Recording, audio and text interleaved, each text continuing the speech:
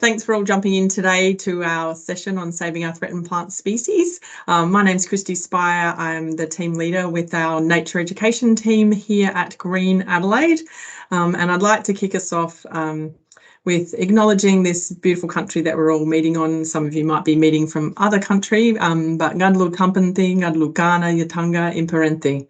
And it's good that we acknowledge that we're meeting on Ghana land today, and we think about their landscape and their connection to landscape and everything that they have to teach us, which is, it's a great privilege of working with Green Adelaide and all of the people that I know that might be online that are working with our traditional owners. So today is actually the 10th instalment of our seminar series for Green Adelaide this year, which we've trialled to help share our work and inspire all of you in all the work that you are doing to help Adelaide become cooler, greener, wilder and more climate resilient. So just letting you know that this session is being recorded and will be available on the YouTube channel with the rest of the others. So there's 10 on there if you'd like to catch up after today. And you're invited to ask questions at any time into the chat box, and we will answer as many of those as we can with Brad and Jack at the end of the session. So we don't have much interaction on this type of webinar, but we know that you're out there and interested, so please pop questions in. So today you're going to be hearing from Brad Bianco from the SA Seed Conservation Centre and from Green Adelaide's Jack Casely-Smith, who are both flora ecologists. That's their more exciting name, or otherwise known as technical officers or project managers. So diverse skill sets with both of these ecologists. So as you would all know from our briefing, they were going to discuss the significance of plant diversity in sustaining healthy and resilient ecosystems. And they're going to look at a range of factors that are threatening native plants, and then some insights into the work that they're doing, especially around the Seed Conservation Centre and its contribution to the Millennium Seed Bank, which is very exciting. And then an overview of Green Adelaide's Threatened Flora Recovery initiative, and how you can understand our most endangered species and what we can do to help. So the format of this session that this slide just overviews is that there'll be a 40-minute presentation by Brad and Jack shared today, and then we'll have 15-20 minutes at the end for questions, and I'll just do a wrap up at the end, and we'll aim to finish right on 5 o'clock. So thanks so much to Brad and Jack for pulling this together, and I'll hand over to you. Stop sharing and then you can jump in. Thanks, awesome. Christy. Thanks. Here we go.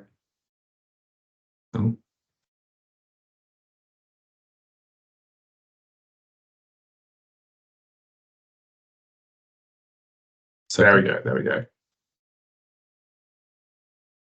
Yeah, fine. Okay. All right, we got it. Got it. Feel good there, Christy? Yep. All good. Hi, everybody. So I'm Jack Casely-Smith, and this is Brad. I thought we'd just start off with a quick little about us. So here are some photos of us in the wild.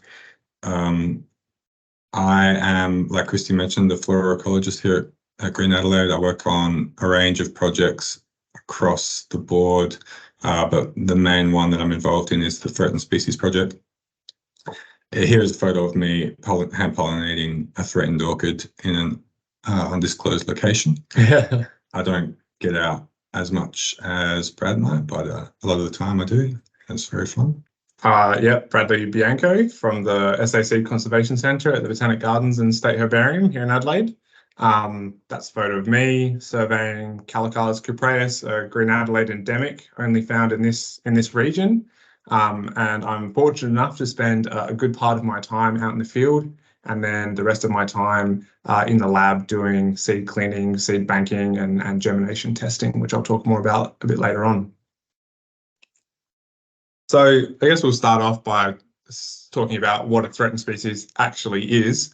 And this slide, maybe a little bit tongue-in-cheek, is a bit of a spot the threatened species. And, you know, cute and fuzzies get a lot of attention, but you may not know koalas are actually introduced to the Mount Lofty ranges. They're not a native species here, though they are native to Australia.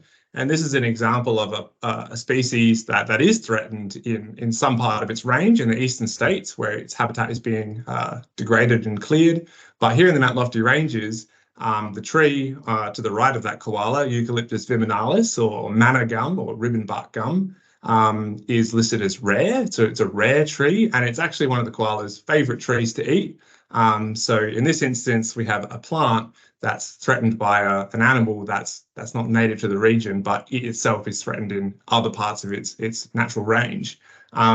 So we use two main pieces of legislation to basically categorize threatened plants and animals and their level of threat. And basically, those ratings that they're given under those pieces of legislation represents how at risk they are to extinction in the near future, and particularly from anthropogenic causes, so human-based causes. So in South Australia, we have the National Parks and Wildlife Act. And under that piece of legislation, plants and animals can be listed as a rare, vulnerable, or endangered. And then sitting on top of that is our national legislation, the Environment Protection and Biodiversity Conservation Act, which can also list plants at a national level and animals at either vulnerable, endangered, or critically endangered. There's also provisional ratings at the regional level. So within the state, particular regions might have plants that are rare, but in other parts of the state, they're quite common. So that reflects their regional conservation concern. And sort of broadly speaking, at a global scale, we're now starting to adopt the IUCN Red List guidelines, which provides a framework about how we assess and categorize how at risk of extinction certain organisms are. So why are plants threatened? I think the most obvious example is a long history of landscape clearance and habitat degradation as a result of that. And in this graph here, you can see an image of Australia pre-1800, and the image to the right is now a little bit dated. It's about 15 years old, but you can see that the majority of the temperate part of Australia, particularly those areas suitable for agriculture, are either entirely devoid of their pre-European native vegetation, or the remnants that are left are degraded and fragmented. And we'll talk about more threatening processes and threats to plants a little bit later on as well.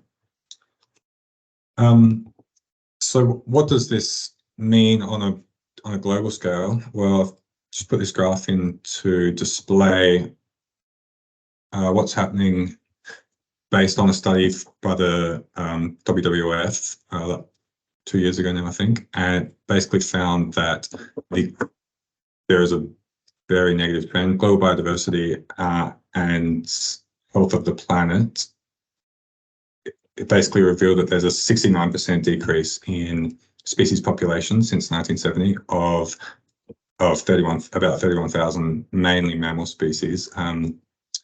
But they're still a really good indicator of what's sort of happening in all systems.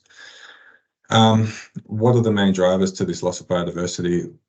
Well, the main ones that have been identified on a global scale are firstly changes in the use of sea and land. So as Brad mentioned before, land clearance falls under that. Invasive and non-native species are another massive impact.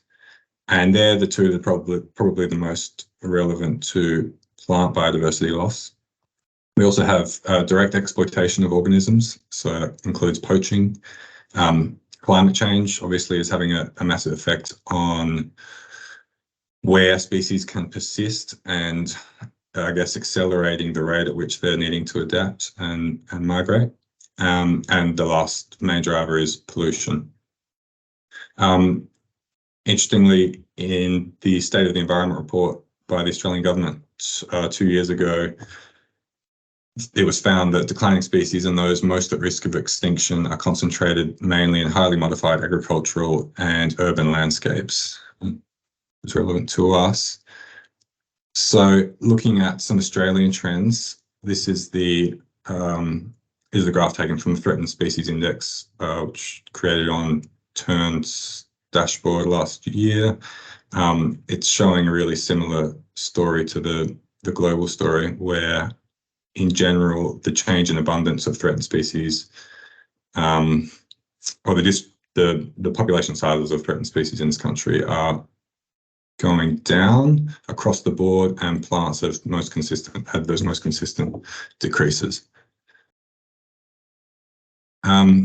So why does biodiversity matter? It's an important question to consider if we want to do something about it. I think an important way to look at it is, or an important aspect to this is looking at ecosystems as the complex systems that they are. And in being so complex, they're often poorly understood. So we have lots of sort of integrated relationships especially in remnant ecosystems, and species that are reliant on each other. So it's important to take the precautionary principle to conservation in that regard. We may not know what function an organism serves in a system, and so we need to prevent it from disappearing at all costs. Essentially, that's the philosophy, and it's especially important now that we're in such a high rate of biodiversity loss. And I think a good analogy, it's not my own, I believe it was coined by Paul Ehrlich, is the aeroplane analogy. And this is to picture the planet as an aeroplane and biodiversity as the rivets and screws that hold that airplane together. And now the passengers on the airplane can knock out a rivet here or a rivet there, but there's a critical number of rivets or screws that, when they're lost, or there might be critically functioning rivets or screws that hold pieces together, that once they're lost from the system that is the aeroplane in this analogy, well, that airplane's going to come crashing down and everyone's going to explode in a fireball. And that's what we're trying to avoid. So in that analogy, the aeroplane is the planet, and the screws and the rivets are biodiversity. And yeah, you can afford to lose some, maybe, but there's definitely a point where enough is gone, that enough have been gone, that the system begins to collapse. Another more anthropocentric reason is there are a lot of public health and well-being sort of links to biodiversity, especially in urban landscapes. Some research has found links between biodiversity and allergies, immune dysfunction, the prevalence of infectious disease, as well as mental health issues. And I guess, another important point is just the intrinsic right to exist. So I think that there's a philosophical argument that could be made that organisms other than humans also have a right to exist, and humans don't necessarily have the right to either implicitly or explicitly cause the extinction of other organisms purely for the benefit of our own species. So that is probably something that motivates a lot of us who work in this field. And we're not alone in that. According to the National Biodiversity Council, a report from earlier this year, 97% of respondents to quite a large survey decided that we need more action to protect nature in this country. So zoning in on the Green Adelaide region, so we are a landscape board region that sit within one of the 15 national biodiversity hotspots. Now that includes the Mount Lofty Ranges and Kangaroo Island, which is where the majority of species do persist, but there are quite a lot still in the Green Adelaide region. Two of which are endemic to our region alone, so the copper-beard orchid and the Aldinga dampier, only found in our region in the scrub in Aldinga. And I've just thrown this out here, so 400 of the 1,100 species found in our greater region are either rare or threatened, so that's quite a huge number. It's 30%. And not surprisingly, this figure aligns quite perfectly with a larger Australia-wide study that found that about 30% of Australia's nationally unrated threatened species are found in urban environments. Sorry, I just had a bit of a pop-up.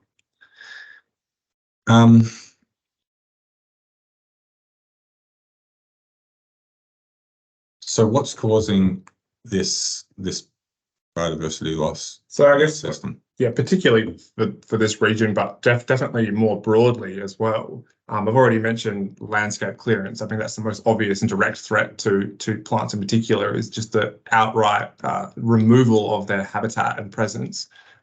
Is the historical threat and still to some extent a present threat, despite legislation that tries to restrict landscape clearance.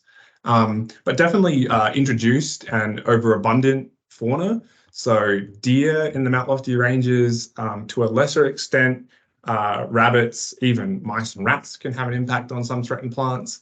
But parallel with deer, the overabundance of kangaroos is definitely having a measurable impact on threatened plants.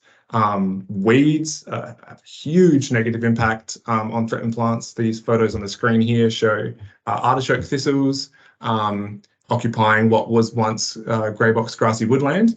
And here's a photo I took just last week on Kangaroo Island, not local, but that's a bridal veil asparagus declinus, absolutely smothering a critically endangered endemic Kangaroo Island bush pea, Pulsinae insularis.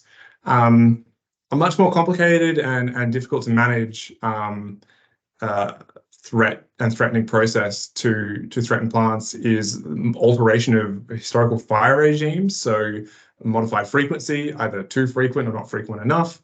Modified intensity, often we're having, like the Kangaroo Island was a perfect example of this, one catastrophic fire rather than multiple low intensity fires.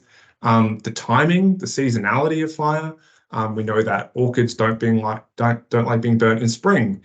And there are lots of second order effects that follow fire as well. If a large area of native vegetation is burnt, but that vegetation adjoins degraded pasture land or some other point of incursion for introduced plants, that newly burnt system is very susceptible to colonization by weeds. And so if that's not delicately managed, that itself can be a threatening process. Also tying back into, and a lot of these factors sort of work synergistically in a negative way. Overabundant kangaroos coming into a landscape that's been burnt have all this new growth that's coming up, and it's kind of a magnet, and all the kangaroos will come in and can have an outsized impact on that newly burnt vegetation. And as we've touched on climate change, the nature of the change may not be fully known at this stage, but what is certain is that the climate is changing, and those changes will have effects on the distribution and abundance of threatened plants. So something I really wanted to reiterate, and following on from that, is this idea of fragmented systems, which are essentially the best quality habitat remaining in a lot of urban and for threatened plants. So these images I've got up here, we've got Tangari Regional Park on the left, just below Happy Valley Reservoir, contains some really high quality grey box grassy woodland, and then on the right we've got Aldinga Scrub, and you can see both these patches, which include really high quality habitat, are essentially bordered by urban development and cleared grazing land and cropping land. And so what happens with these really fragmented sort of islands is you get this cumulative pressure of all of these factors Brad's just been talking about, on top of this really sensitive remaining habitat, and it makes this habitat far less resilient to disruptive events and more likely to become degraded and have its habitat quality reduced in the long term. So an example with Aldinga Scrub, so that contains basically the last remaining she oak and pink gum coastal woodland in the region. But like Brad said, it's under constant overgrazing pressure by kangaroos, and it has many invasive species encroaching, especially along the boundaries that are more disturbed. So if, for example, a really hot fire was to go through and take out, say, one of the two endemic populations that are in there, like the Calicalis, it's much less likely that those species would be able to re-establish there is no source population connected to these remnant habitats that would enable that recolonisation process. I think a really good example of that would have been the Cudley Creek fires in 2019, 2020 that burnt Lobethal Bushland Park in the Adelaide Hills. 3 EPBC listed threatened plants actually went regionally extinct from that reserve purely because the broader landscape mosaic of varying age classes since a system was burnt is now missing. So everything is reset to the same age class, and there aren't refugia of unburnt patches that have populations of those plants where they can disperse back into the newly burnt environment. So we are really talking about islands here, islands of vegetation in a sea of cleared land. Just one sec. I guess essentially what this leads to is we now have these really good quality habitats persisting in our region, but there is no longer that natural ecosystem recovery function there. So these systems won't improve on their own and now need active management. It's not a passive process. It's not a passive process, and it really highlights that even though these protected areas have been set aside, there's still an enormous task to maintain species diversity and prevent species loss, even in these areas. So we've run out of trees and we need somewhere to go. Well, there are a lot of projects on the go that are helping recover a lot of threatened species in our region, and I'll let Brad talk about the seed conservation. Well, the Green Adelaide's been gracious enough to let me talk about my organisation a little bit. So as I mentioned, the South Australian Seed Conservation Centre, we started as part of the Millennium Seed Bank initiative with Kew in the UK in 2003. It's actually our 20-year anniversary this year. And we're largely tasked with creating insurance populations in the form of seeds in long-term storage and deep freeze at our facility here in Adelaide. So part of the work that we do a lot of searching for rare plants in the field. So we're either trying to assess the distribution of threatened species, we're trying to ascertain population sizes in the present and what they were compared to the past. And we're also relocating historic populations, and we're getting information from herbarium specimens in the vaults at the herbarium, trying to sort of piece the puzzle together. Where was this collector who found this plant 100 years ago? Is it still there? And we have had success stories relocating plants that had not been seen for 80 years or more. The plant we're looking for in this billabong here is the yellow flowers. That's Nymphoides geminata. The last time that was seen on Kangaroo Island was 80 years ago. We detected that for the first time since then, just last year. And yeah, as the name suggests, we do a lot of seed collecting and seed banking. Seed conservation really is the bread and butter.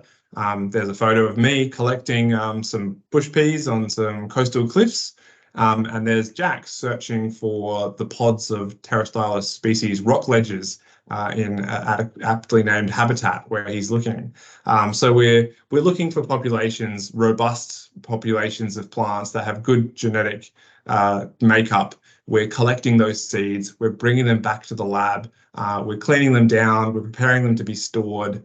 And basically that's the foundation for people in the future who wish to basically pull those seeds out of the freezer. They can grow them, they can put plants back into the wild, and this is what we're doing with Green Adelaide, is utilising the collections made sometimes 20 years ago or sometimes just last year to grow plants in good numbers and create new populations of plants. So we collect seeds, we bring them back, we clean them down, and especially for plants that are endemic to South Australia. I shouldn't mention we actually work all over the state, so from all the way in the AP winelands right down to the southeast of the state, we're out there collecting plant seeds and bringing them back to Adelaide, and often doing germination research. We're either putting them through smoke screening or something like that. We're applying gibberellic acid or various treatments to figure out what actually makes a seed germinate. It's very hard to grow a plant if you actually can't germinate its seed. So we're often doing the foundational research to answer those questions. And then after we figured out how we can grow something, we do that, and we partner with organisations and departments like Green Adelaide to grow threatened plants at a suitable number that we can actually put those plants back out into the wild with translocation programs. So we're creating additional populations or augmenting existing populations of threatened plants. Basically, the thinking is that there's 5 populations of a threatened plant. It's much less likely to go extinct than if there were just one, where some individual catastrophic event could eliminate that species entirely. So what all this work has allowed us to do at Green Adelaide is develop this Threatened Flora project. It began a little bit before my time. And I guess this slide's sort of summarising the process of selecting a species to work on, because, like I mentioned before, there are 400 threatened species, or rare or threatened species in our region. We need to be able to prioritise strategically, or we can just get lost in those kinds of numbers. So essentially, we consider things like the conservation status, or how threatened the species is, what its distribution is, how many of those plants are in the Green Adelaide region compared to other regions where they might be better conserved, as well as advice from regional experts, regional ecologists, and people like the Seed Conservation Centre. The next step we want to do, once we select a species, we want to make sure we have enough information to develop a meaningful project. So this will be essentially gathering survey information, gathering distribution information, ensuring that seed is banked is, like Brad said, an initial step, but also an important part. If we're going to work on a species, we need access to that seed. If not, it can be too hard or too late, unfortunately, unless we want to go down the route of reintroducing from other sources outside of the region. Next step is propagating plants, if possible. So not all plants are as easy to grow as other plants.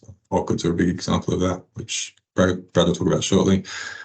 But ultimately, we want to be propagating enough plants to establish self-sustaining populations back in the wild, and multiple populations across the region to, one, conserve that local provenance and create more seed sources, but two, hopefully eventually to be building connectivity for these species and having meaningful long-term outcomes for them.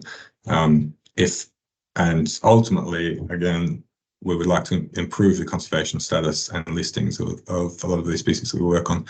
To do that, we need to make sure that we're collecting good quality data, consistent spatial data, and have ongoing monitoring to inform those decision-making bodies.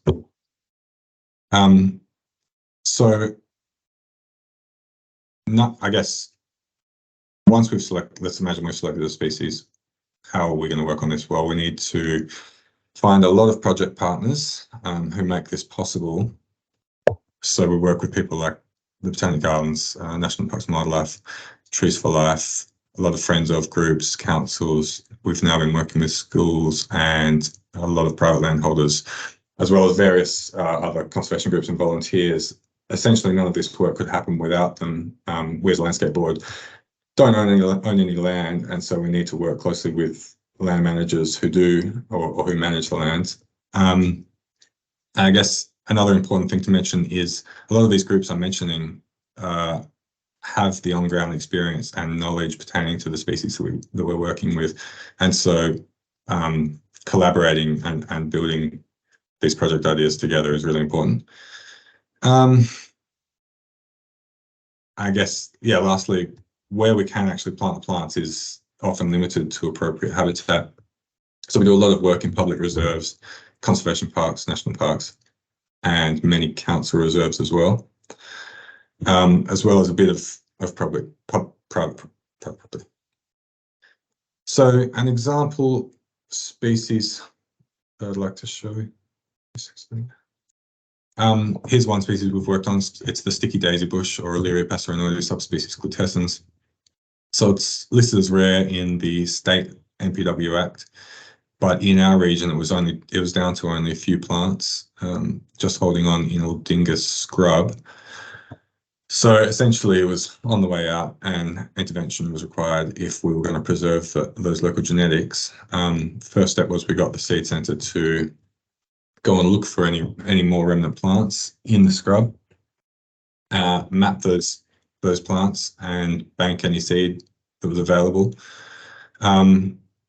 Ultimately, we had seed propagated for translocation from quite a few different populations, because this population was possibly too bottlenecked, and we've essentially been working with national parks and the Friends group to find suitable planting locations. So plants have now gone back into Aldinga scrub to augment the populations there. There've been 2 years of planting there now, and we've also put them all across the coastal region of Green Adelaide, so in Moana Sands, Minda Dunes, Glenelg Golf Club, Torrens Island, and the Normanville Dunes. We've had quite good success, but it has been dependent on the quality of the habitat that the plants have gone into, and also the watering regime, honestly. So that plant on the left is in the Glenelg Golf Club.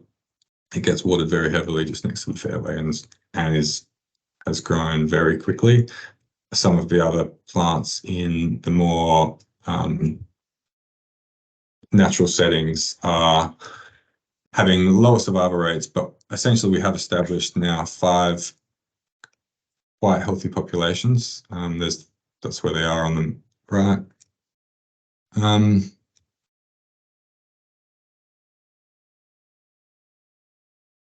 Next. Did you want to talk about Tyler?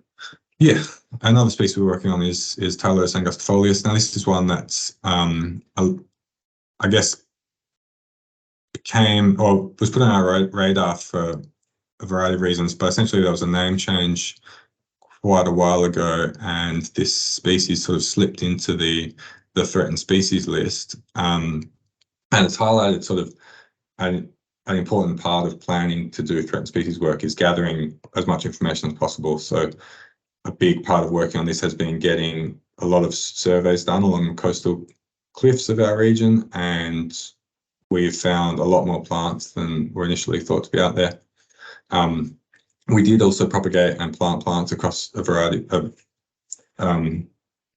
sites, essentially in the coastal heath zones of the southern metro. But the next stage is watch and see for this plant, because it's probably doing better than its listing would suggest. So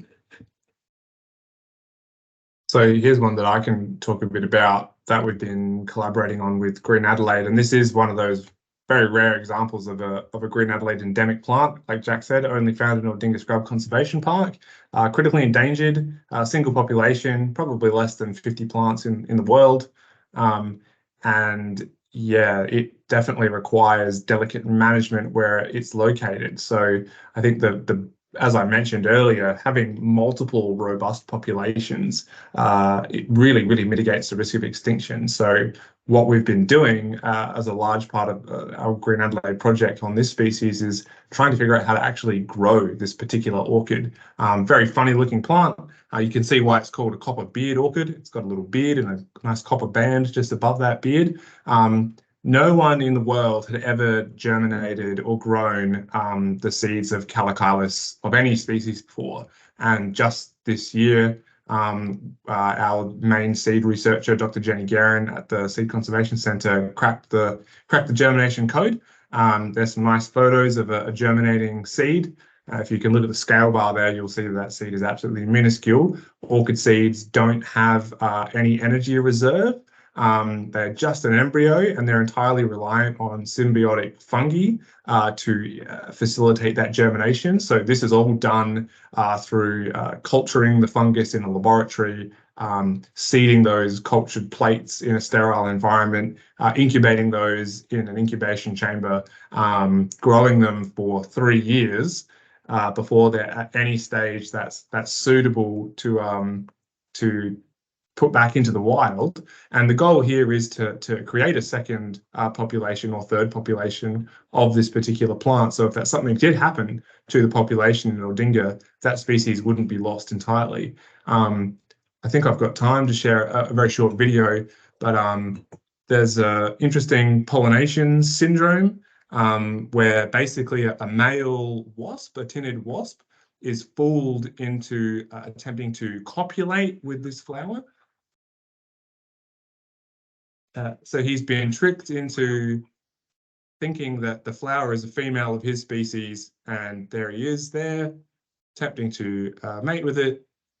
In doing so, he's pollinating that flower. And I'm happy to say that this video I've taken is the first time that this has ever been captured, ever. And you can hear how excited I am.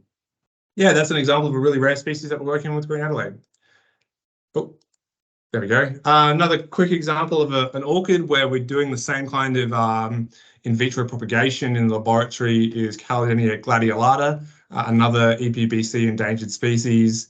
And then part of the survey component that we do with Green Adelaide is searching for new plants, and we saw an opportunity after the burn that took place in the Cherry Gardens area to search for historic locations where this plant had occurred, and we actually found more plants. So yeah, you can go to a lot of work to grow and plant out new plants, and that is a worthwhile thing to do. But sometimes the most effective conservation strategy is to just assess if you can find more plants in the wild. And we were lucky enough to find, I think, about 5 times as many plants than were previously known before that fire. And obviously those plants were always there. They didn't germinate overnight and come up. It's just that they were now detectable, and we used that window following the fire to locate them. And you can see in that middle photo there, and something that we've touched on already is the second order effects following the fire. There's a lot of kangaroos in this area, and orchid pods in particular are very tasty to them. And to allow the plants that had come back up to set seeds, shed those seeds into that environment, and hopefully get some new seedlings, some recruitment, and expand that population. We've erected a small exclosure it's not, a kangaroo could jump over that if they wanted to, but it's small enough area that they're not really enticed to go in there. It's a removable fence, it's temporary, we can take it down, it's very minimal impact, and it goes a long way to preserving that one new population that we found. We are also growing that species, and we've actually trialed translocations to, again, build on the number of populations of that plant in the wild.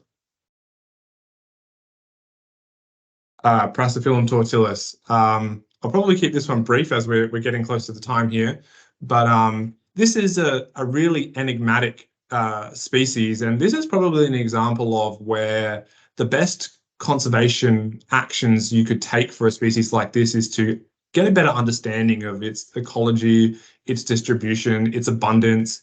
There are definitely more plants than we thought that there were, but it's an evolving picture is starting to appear where the taxonomy of this plant is not questionable, but there's some ambiguity around whether or not this species constitute, or this plant constitutes a unique individual species, or if it's part of a larger, what we call species complex, that is what we call polymorphic. So one taxon, one group of very closely related individuals in a population might be expressing different floral morphology, and what we're looking at is just a variation of something that is well conserved.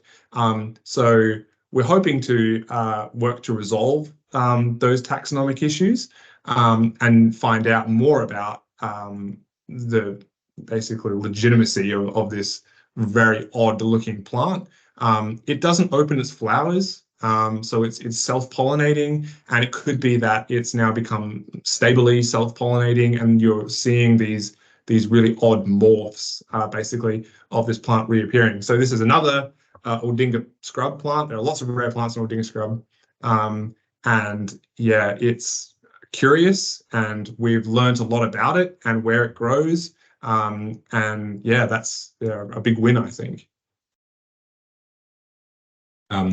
Another big win we've had lately or over the last few years is working with the Sandhill Greenwood orchid, or Pterostylis serenicola. So this is another threatened orchid in the region, but it's unique, or compared to the other ones that Brad's just mentioned, because in the Green Adelaide region it's persisting not in a protected park. It's in a golf club where the main population is holding on, and it's doing very well there. But it's also been the Seed Centre have now worked out how to propagate and grow it, and it's been translocated to a few different locations. But the main one on Torrens Island which has had mixed success based on exactly where the plants have been put on Torrens Island. So it has a very strong association, this species, with calatrus and on sand, so native pine. But yeah, it's just a good example of, I guess, a highly modified landscape still having healthy patches within it. We decided this year not to, so a lot of these orchids we actually hand pollinate to ensure that they set seed, just to encourage that succession into subsequent generations. And we decided not to hand pollinate this year, this species, and the fungus gnats, I believe it's a fungus gnat, yeah, are the natural pollinators, are there in big enough numbers and actually did it themselves. So it's quite a big win. We hopefully that population on Torrens Island can now expand on its own, and we can move on to other translocation. Jack might be understating it, but natural pollination on a translocated population of orchids is a really big deal. That's a big win. And this is again another species we're hoping to put out across the region in various sites. I'm just conscious of time at the moment. So another big big project that the Trees for Life run as a collaborative project with the Botanic Gardens and various local government area councils and Green Adelaide is the Bush for Life Rare Plants project. It's in its second year now. Essentially, 7 species were chosen to be reintroduced across the region into Bush for Life sites. 20 sites across 8 councils, with various land managers assisting with surveying and caring for the plants. This project has essentially enabled a really large scale or a large number of plants to be put out into the landscape in a pretty short time. And that's because of that sort of collaborative effort between the various organisations, especially the volunteers on the ground in Trees for Life, the manpower that otherwise would be really hard to do. It also highlights that some species can be readily propagated and sort of produced at a larger scale in nurseries. And it's, I guess, a good learning process for what rare plant propagation and conservation projects could look like in the future in terms of bringing other sort of nurseries on board, community nurseries, community groups and councils.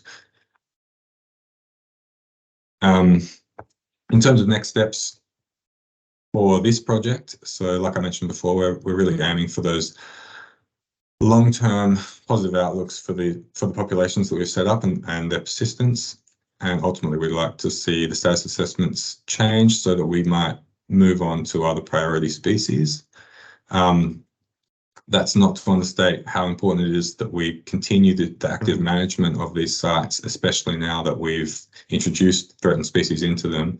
But hopefully that's something that can sort of help boost that engagement. And I guess another cool thing that we could look forward to in these sites in the future is increasing the biodiversity in the plantings. So just some final thoughts and some other projects that we've got in the works at the moment are the Seeds project. So that is partnering with schools through the Resilient Communities team in Green Adelaide to help propagate a large, I think about 20 species of rare plants, and get that seed back into the bank. But also it's about establishing seed orchards as insurance populations.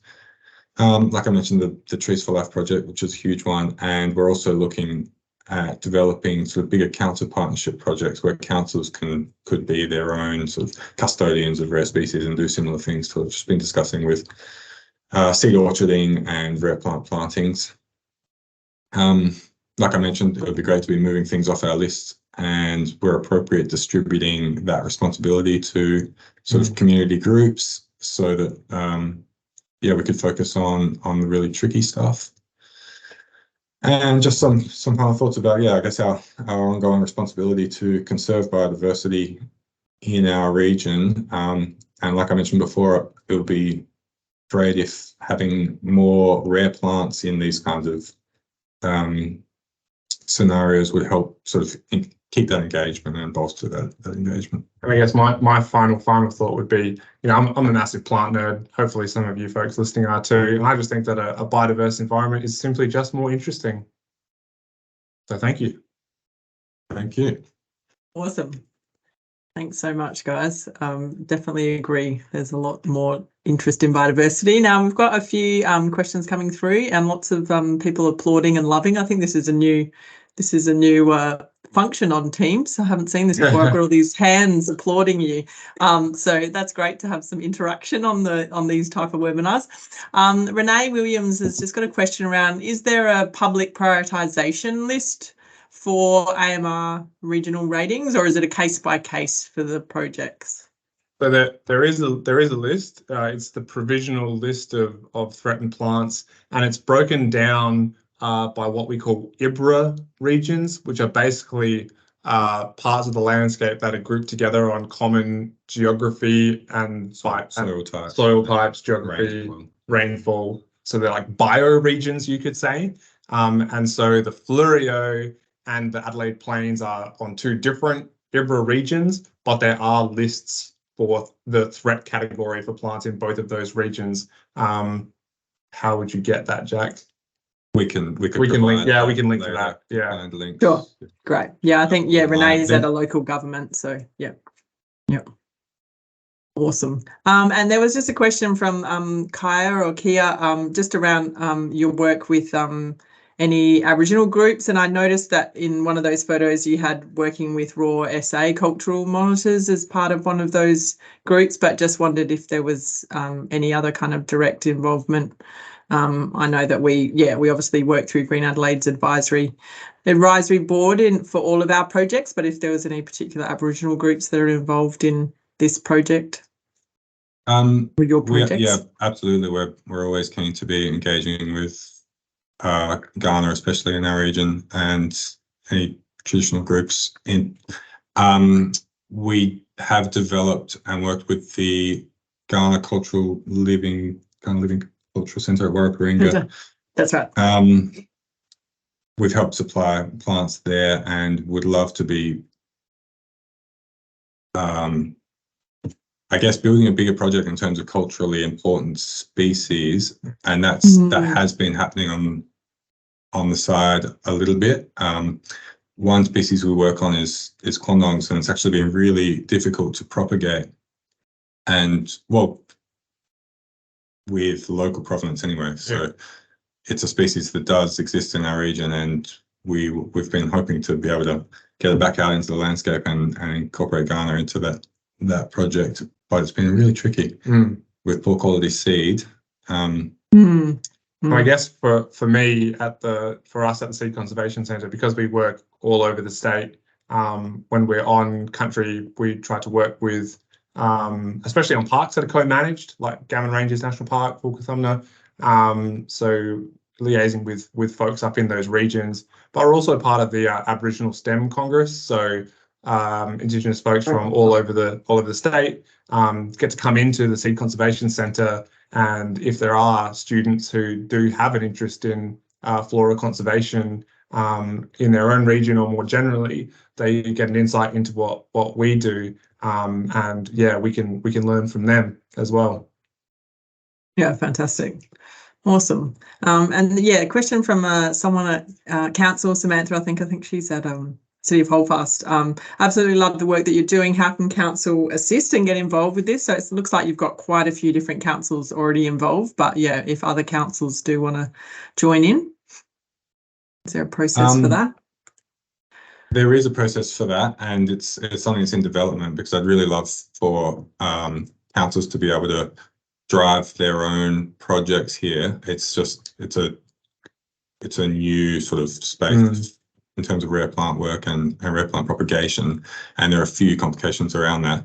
But we have already we're piloting a collab with Onk Council this year, where we've collected seed for a few different species, and we've also started some propagation trials for some pretty hard to grow species that the council were interested in growing. It's still early stages, but I'm more than willing to discuss possible projects with councils. And one extra note on that is, like, I feel like I gave examples of really, really hard things to grow. And I guess that's the more exciting, interesting part of the research that we do. But you know, we have a motto at the Seed Centre, and that's rare plants don't necessarily have to be rare. There are lots of plants that are currently threatened that are really easy to grow. And often the limitation is seed availability. There's also issues around permitting. If something's listed, people don't know if they're allowed to collect it. Often they're not, which is where at the Seed Conservation Centre, so part of our role is being able to provide the seeds of threatened plants to people to grow them, whether they be council nurseries or land care nurseries, things like that. Because some of these plants aren't difficult to grow, and if they're grown in sufficient quantities and put into suitable habitat, like some of the work that the Seed Centre and Green Adelaide are collaborating on together, we can create new populations of rare plants. It's just a matter of working through that process, and it is really new. I mean, we've spent a lot of time growing common things, and that's great. But we can sort of look outside of the box a little bit more now, and as long as we've got the resource in the form of those seeds in the bank or in the lab, we can start to provide those to people.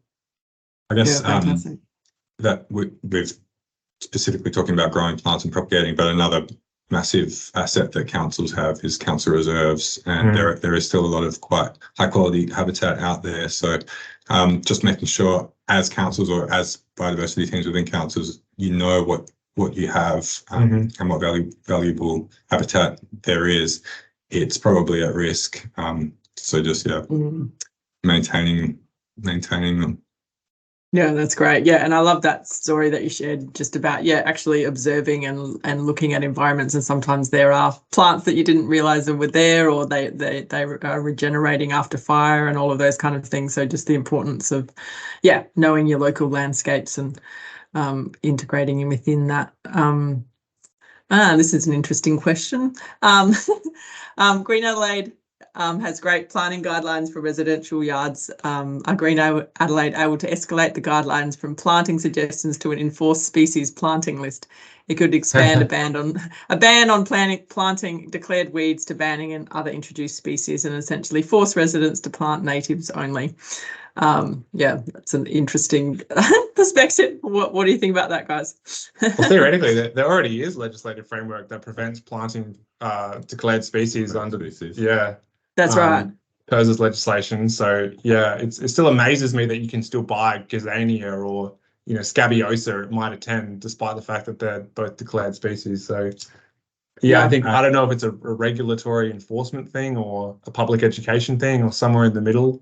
Jack? Great. Well, I wouldn't want to not highlight the work that is already being done in Green Adelaide in this kind of space. So we do have,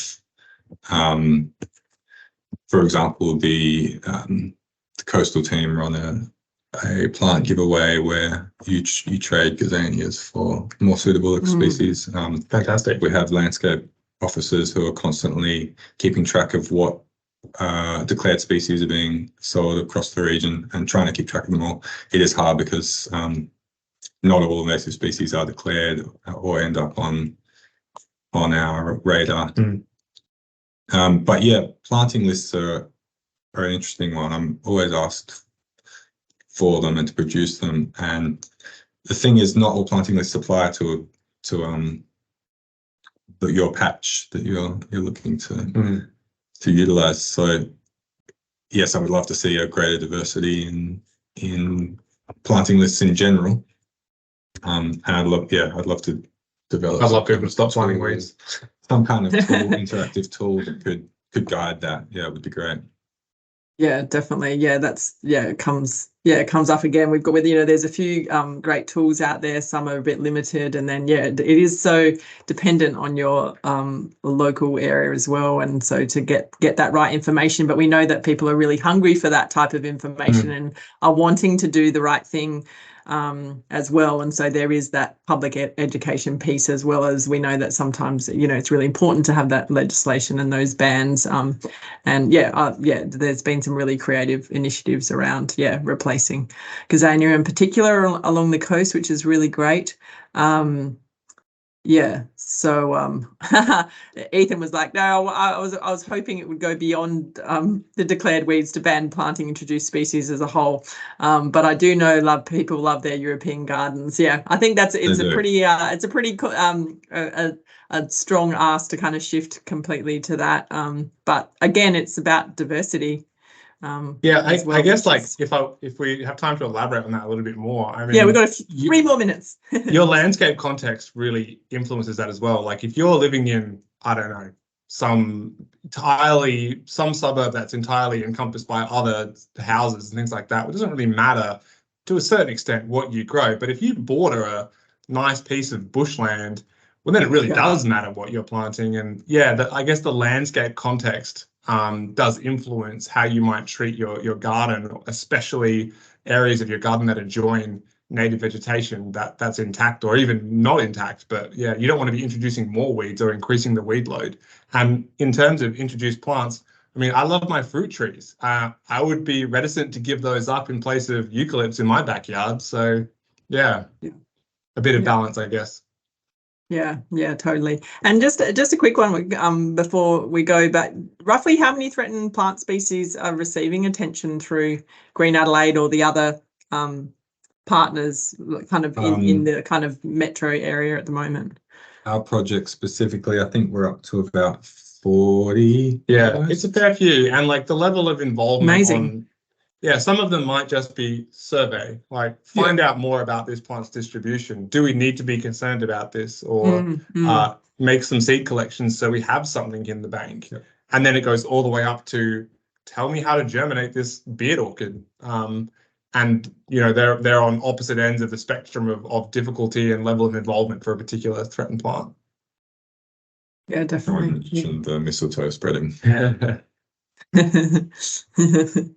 Awesome. Yeah, thanks guys. There's a few more kind of statements and ideas in the list there. I think that's a great idea, Judy. I'd love to see gardens at new developments where they're directly prior was habitat where endemic species are encouraged and mandated for new homes, and at least an education campaign. I think it'd be it's that building that excitement and things for people to see.